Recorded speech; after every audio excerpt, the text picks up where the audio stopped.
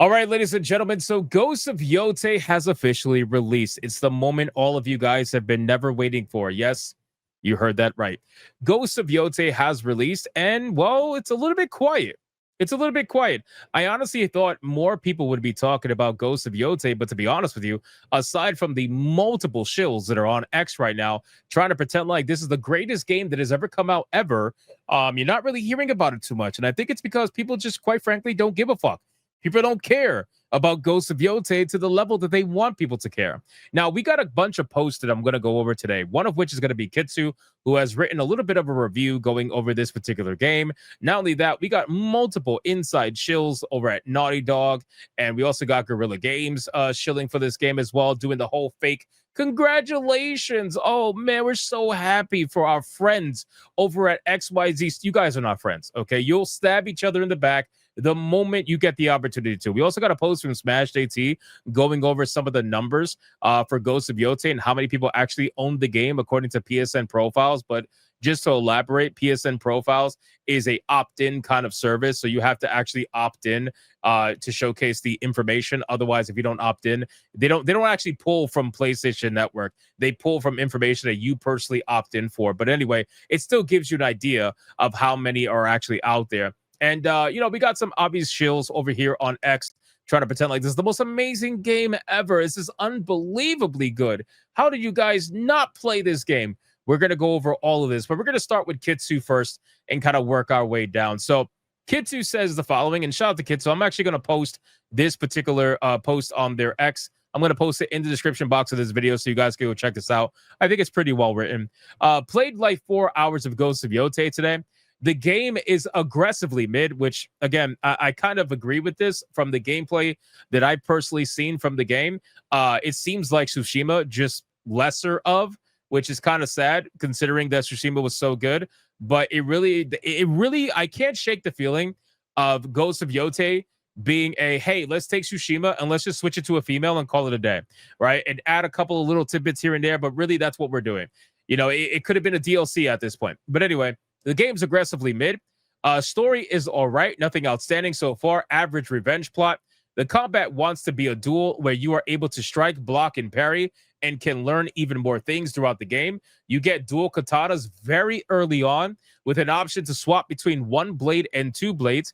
But the game forces you which weapon to use against which enemy weapon. Solo blade against katana wielders, dual blades against spear wielders. The game has way too many gimmicks and mini games that seemingly are only there to show you what your PS5 controller can do and to artificially inflate the time that you spend in the game. Instead of feeling immersed, it's unnecessary and a literal waste of time. Now, that's so funny because I actually had that complaint about Final Fantasy VII Rebirth. Final Fantasy VII Rebirth felt like it was padded to the moon in its main story because every single area, they would make you have to play a minigame in order to progress. Only the last couple of areas did you not have to do that. But for the first 7 fucking chapters of the game, they were forcing you to do minigame after minigame after minigame after minigame. And it was so annoying. So to see something like this in Ghost of Yotei tells me that they were just trying to pad the game. And I really hate when developers do that. It's so annoying.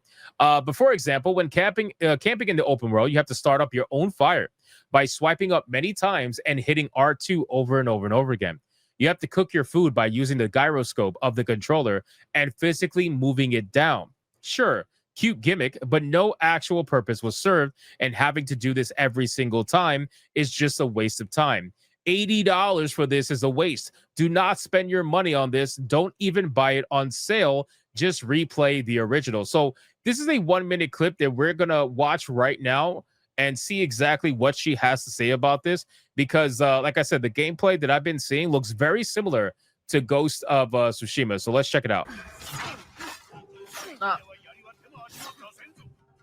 What? Dual katana effective against pole. Oh, shut the fuck up. Oh my... Are you for... That is actually so lame.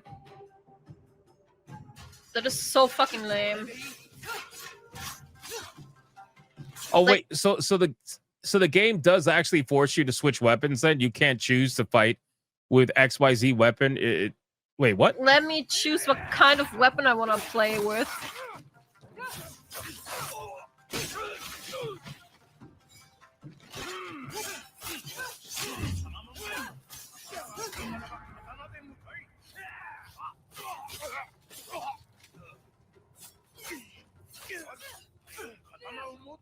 Oh my god. Oh, that is so annoying. That is so annoying. Like, it's crazy because in the first game you had stances, right? In the first game you had stances, so there were certain stances that were effective against other stances. But in this game, it's weapons. The weapons have replaced the stances, so it could get really annoying, and it kind of takes away the choice of, okay, you could use XYZ weapon, against the enemy. Now it's like, nope, you got to use this weapon against this enemy at this time. And I wonder if this is throughout the entire game, because this might just be the tutorial. I don't know for sure. It doesn't say in the video. So if you guys who played the game, if you could let me know in the comments, that would be great. But I gotta imagine, man, this shit is just so annoying. And I'm sure it probably is not just a tutorial. I'm sure it probably goes throughout the entire game. But you guys can let me know in the comments. It's still pretty damn annoying. It's still pretty damn annoying. So let's get out of this. Hold on, let's see what else there is. What? I'm falling off the mountain, man. She almost fell off. That would have ended really poorly. Okay, so let's get into this now. If you scroll down, she says, also, I sound really annoyed in the clip because I was looking forward to playing with dual blades. Huge dual blade enjoyer, but being forced to swap soured it so much for me. Also, to add to this, there's often chance encounters of a group of people that want to kill you because they were ordered to. Often, last one surviving starts begging for his life, and you start pressing him for questions. Atsu will always let the guy live. The player does not have a say in this. For a person out for revenge with nothing in life left to lose, this is an out-of-character decision. It just feels weird. At least give the player the choice. Sorry to add another thing. Camera angles feel awkward at times and hard to adjust. Visually, the game looks great. Also, you could skip some of the gimmicky stuff, but there are many games that are not skippable, like bamboo cutting. Oh, they want to make sure you absolutely know that you can cut bamboo. Just like you could cut grass, you could cut bamboo. Don't worry about it. Now, what I will say is I get what she's saying, because for me personally, every single game that I play, if it has dual blades, I'm using it, right? This is how I played all my games, right? First Berserker, I've used dual blades, even though people were telling me all the time, oh, spear is the best weapon. Use spear, use spear. I'm like, go fuck yourself. I'm going to use dual blades. So I use dual blades the entire time. This game, though, tying the stance mechanic to the weapons, I think is going to be a major, major problem. Hopefully, it doesn't follow through the entire game, and maybe it's just the tutorial level. But if it does follow through the whole game, that's going to be really fucking annoying for a lot of people. But let's continue. So anyway, people are out here saying certain things, and one of them is obviously Naughty Dog. You got Naughty Dog saying, congratulations to the entire team at Suckerpunch on the launch of Ghosts of Yotei. We're so excited to experience this beautiful new journey. They're not going to play it. Like, let's be real. They're not going to play it at all. And you also got Gorilla. Gorilla's out here saying to our dearest friends at Suckerpunch, congratulations on the launch of Ghosts of Yotei. Aloy and Atsu share the fire, and today we share in celebrating your incredible achievement. I've mentioned this in many of my streams, and I've mentioned it in my videos, and I'll mention it again. There has been a recent push in the gaming industry for these people to pretend to be friends publicly because they want to quell all the negativity that is surrounding their most controversial releases with this faux kind of like positivity, this toxic positivity. They all these social media managers get together. They use AI to put these pictures together. They get together on Discord and they say, hey, we're going to combat the negativity by all falsely congratulating each other. We're all going to congratulate Suckerpunch today. They're the ones we're congratulating today. And then when Intergalactic the Heretic Prophet comes out, I'm going to guarantee you right now, you could consider this a prediction. Everybody and their mother in the gaming industry in social media is going to be pushing this whole like, congratulations, Naughty Dog, on Intergalactic the Heretic Prophet's release. Congratulations. They're all going to be doing this fucking fake ass kumbaya nonsense. Guaranteed. You also have non-company people pushing this, right? You got Synth Potato out here saying, oh my God, Ghosts of Yotei is a work of art. Crying emoji. We are crying now because it's such a work of art. Imagine not playing this right now because of woke or some other insane reason. My guy, most people are not playing this game that otherwise would have probably given this a chance because the developers celebrated the death of Charlie Kirk, and most people are telling them to go fuck themselves, right? When the main character is out here claiming to be part of Antifa, I think it's pretty safe to say that that's a problem, right? It has nothing to do with wokeness. I understand that you're shadow boxing your ideological opponents in your mind that you've made up, but people, most normal people, are out here making a decision based off that particular problem of celebrating Kirk's death. But anyway, I'm sure you know that, but again, wokeness or whatever you want to make it seem about that. I have no idea who this is. JGX. It says played the first 2 hours of Ghost of Yotei. Moment of silence for this level of perfection. This perfection in a video game. Absolute work of art. Mwah, it's amazing, right? Yeah, sure. This is clearly, guys, it's literally Ghost of Tsushima, just with a female in it. Okay, can we stop pretending like it's not? This person says, we have accepted your return of Ghost of Yotei, and the funds have been added to your account. That's incredible.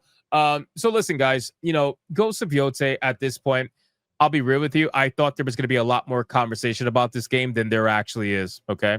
I really genuinely thought there was going to be a lot more people talking about this game. But aside from Kitsu and a couple of other people that I had to actually go actively searching for, there really isn't that many people talking about this game, not compared to Ghost of Tsushima. What I will say is I'll be very curious to see what the numbers for this game actually is. I gotta find it. It's going to be very difficult for them to fake the numbers for this game because it's not available for free on PSN Plus. You have to buy the game. It's only available on PlayStation right now, so it's only on one particular console. I gotta imagine it's going to be very difficult for them to fake the numbers. So I'll be very curious to see what they are. But one thing I've been saying for the longest time is I want to see what this game does in Japan. That's where I'm at with this game. You want to know why? Because Ghost of Tsushima set records in Japan. It sold over 200,000 copies within the first week. No other game had ever done that in Japan outside of like a Nintendo game. And even then, it is still astronomical numbers that Tsushima did in Japan.